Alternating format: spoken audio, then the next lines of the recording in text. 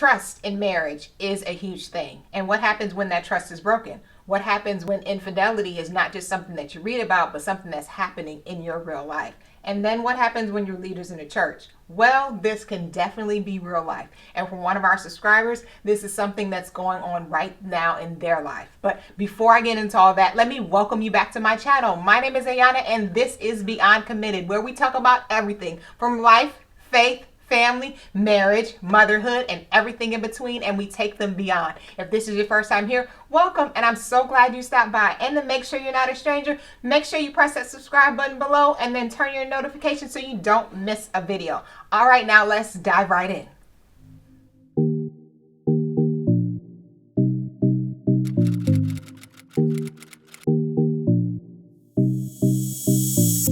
My husband Eric and I love God and love marriage. And one of the things that has become a passion of ours over the last few years is to help other married couples have healthy, happy, God-centered marriages. And we don't just help couples we know, we also want to help you. So if you have any questions, any things you want insight on, please make sure you click the description box link and then submit your question. And maybe we'll be reading your question and helping you next, just like we're going to do today. Because in life and in marriage, things happen. Trust is broken. Betrayals are a real thing. So what do you do? How do you rebuild? How do you move forward?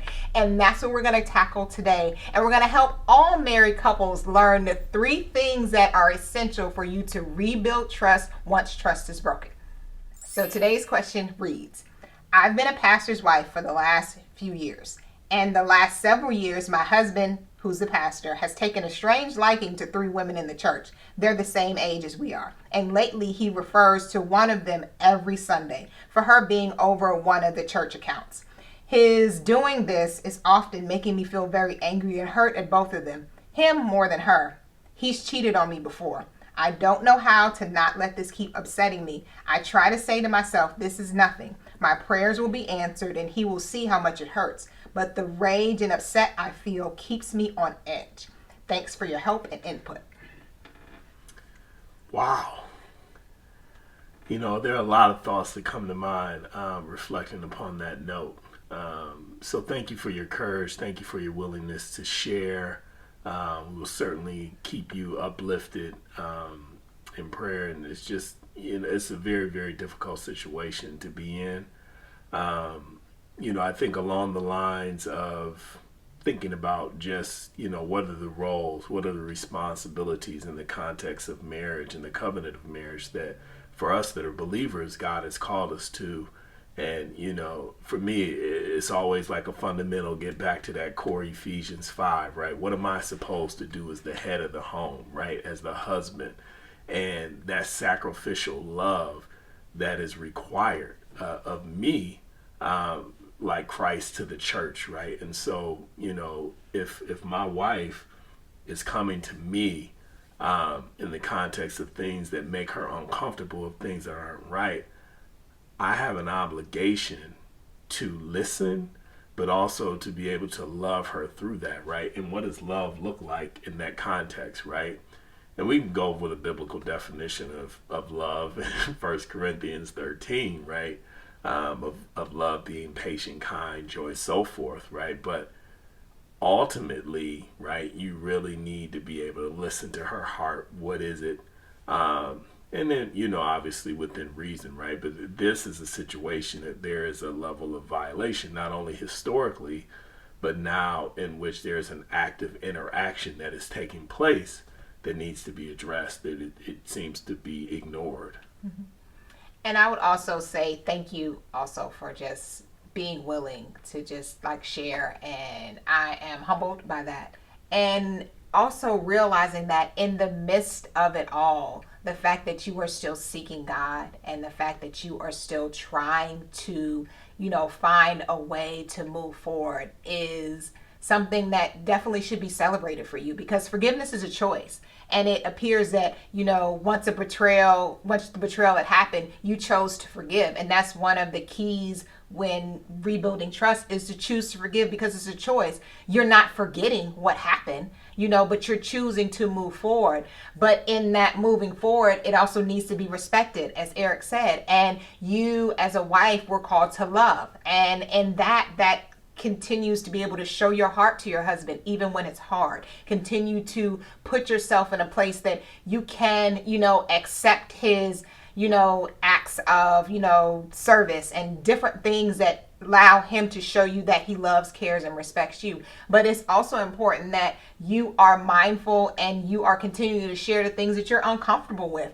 If it's these women or a situation, because regardless of the fact that you've forgiven, in forgiveness, we have to also sometimes change how things are, change what was done, rewrite certain ways we move, we walk, things we do or don't do. So it's so important that as you continue to move forward, you realize that one of the first things to do when trying to rebuild trust is to not just forgive, but also realize that what are our roles in this? And as the person who was betrayed in this situation, okay, you can't hold it over his head, no, but you need to feel safe. So it's so important that in that you are still sharing your heart and sharing, okay, this is what I'm comfortable with, this is what I'm not comfortable with. And then continue to pray that God changes your husband's heart to truly see and hear you and truly make the changes that are necessary so you both can, truly love each other as God is calling you to love and truly be, united and stronger after it. Yeah, and the only thing I would add in that context is just the importance of respect and honor in the midst of the discussions that will be difficult emotionally for both parties for whatever reason, right? Because I could see from a male perspective, there's nothing going on. You're reading too much into this. You're taking a very accusatory tone with me that I don't value, that I don't appreciate. In fact, I may find it disrespectful and not honoring. And so that's why I think at that same token, it's important in terms of how you share your heart. But I also know from personal experience that where there's been situations with me, my wife just being uncomfortable in terms of my interactions with another woman, right? And nothing necessarily transpiring or happening, but just a sense of intuition that I don't see this relationship as healthy or important, right? And so for me, that's a chance to take inventory to say, hey, wait a minute, this is making her uncomfortable. There seems to be some risk. I don't really view it or see it that way.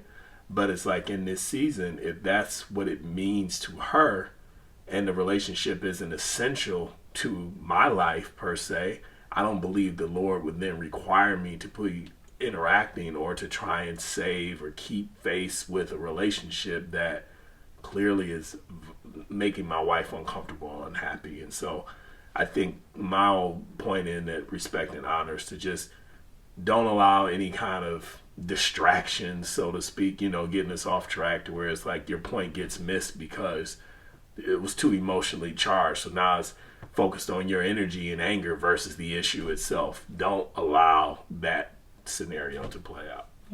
And I would also say when you kind of going to that line, it leads to actually the second thing that is so important about rebuilding trust is to set boundaries or reset boundaries, because there are things that, you should be, allowed to not have in your relationship, not have in your marriage. There are some safeguards that you need to have in place in your relationship to make sure that it's not just protected but healthy. And after a betrayal or after some sort of trust is broken, then sometimes you need to reestablish the boundaries if those are broken, or you need to establish some. And I know we went really deep in this in another video in the talking about like the opposite sex and different things like that, so I would definitely make sure you check that one out. But in the context of like once a true betrayal has happened, once trust is broken, it is so important that you either reset or establish necessary boundaries.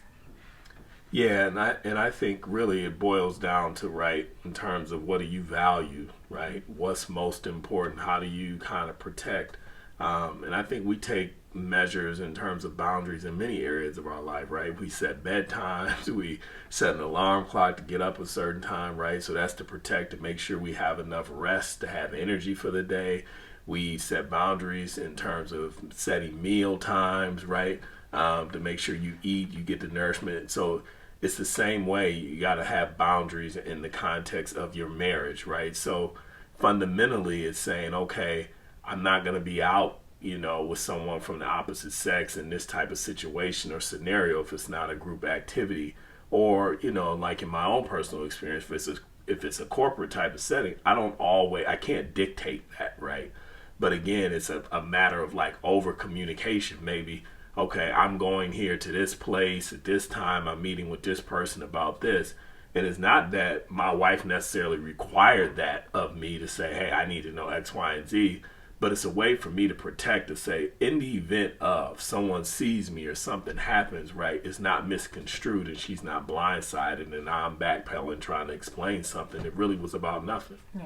And I think also when, even though we don't, like, I don't require that of him, if that's a requirement of you based on the fact that trust is broken in that situation, then that's okay. If you do need a, okay, where are you going, who are you going with, and then if your husband or your wife in whatever case is saying, well, I'm going with such and you're not comfortable, then that's okay. That's going to be a hard no, and it's something that the other person is going to have to respect, and it's something that both you and your spouse have to respect as well, because you have to make sure you're always feeling secure in your marriage. And if there's someone or something, situation that you seem to be putting yourself in that makes the other person uncomfortable, you have to question, why do I want to do that and put my spouse in a situation where they're uncomfortable, they're uneasy? And it's important that, you do that in a loving way. You do that in a way that's communicated well, but boundaries are necessary in marriage and in just life and in relationships in general. And then once love and respect is reestablished and you've reestablished or established the necessary boundaries, you need to get some help. Yes, indeed, right? And so prayer is very important, right? But we got to move even beyond that in terms of intervention and thinking about wise counsel, right? So I think if you're part of a local church and a ministry, naturally, right, you want to be able to look to your leadership there to be able to support you. But what happens when you're in the context of a ministry, right, and a leader is a situation where there's something questionable going on, right?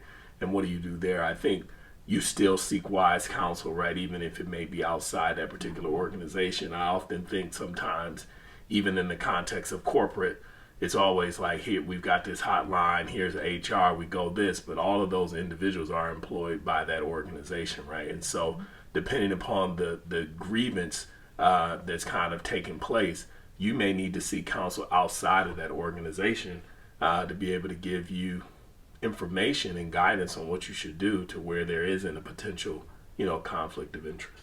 True. And then one of my favorite things that I bought is this mug that says there's nothing wrong with Jesus and a therapist. And that's the truth. Okay. I have both. And I think everybody needs both at different points in their lives. And especially when you experience some sort of betrayal, infidelity. That's real. And then if you're leaders in a church, that's like, okay, how do I walk this out in love and show, God's redeeming grace? But I'm still dealing with these emotions. I'm still dealing with the upset, the hurt, the real feelings, the human feelings that I'm dealing with. How do I do that? And in order to help you do that, you need to have people that help you and give you the tools you need for yourself to be able to move forward, but you also need someone to be able to come in for both you and your husband or you and your wife, depending upon the situation, to give you the help, the tools you need to rebuild, to build, a better foundation, because it's been rocked. That's the reality. And it's so easy to say, well, just pray about it. Okay, yes, pray about it and ask God to guide you, to get some help, to have some people help you with your prayers and the practical things you need to do to walk this out in real life. Because in the midst of everything going on, there is so much necessary need for community, for love, for care, for other people to walk alongside you, to pray, to lift you up, and for you not to feel like you're isolated and alone in this. So whenever you are in a situation to where, not just in a betrayal in your marriage, but just in general, when you're in a place where there's rage, there's upset, there's hurt, there's insecurities, there's all these things, there is nothing wrong with you reaching out for help, whether that is a therapist, whether that is a wife coach like I am, whatever it is, whatever you need to do to help to build you up and to help you, to point you into the right direction, for you to not just move forward past this thing, but order for you to just be strengthened so you can face the next thing, because life and marriage are going to be filled with many ups and downs, and prayerfully this will never be a down that you will have to experience again, but it is something that now you have to build from. So getting help is never a bad idea. All right, that's it for today. And I want to know, what is one thing that you do in your marriage to make sure you're building on the trust in your marriage? Let us know in the comment box below. And don't forget, if you have a question you want us to answer, make sure you press the link in the description box and drop your question in, and we'll make sure to answer it for you here. And if you like this video, make sure you give it a thumbs up, and then make sure you press that subscribe button and turn on your notifications so you don't miss a video. All right, now, until we see you again, bye.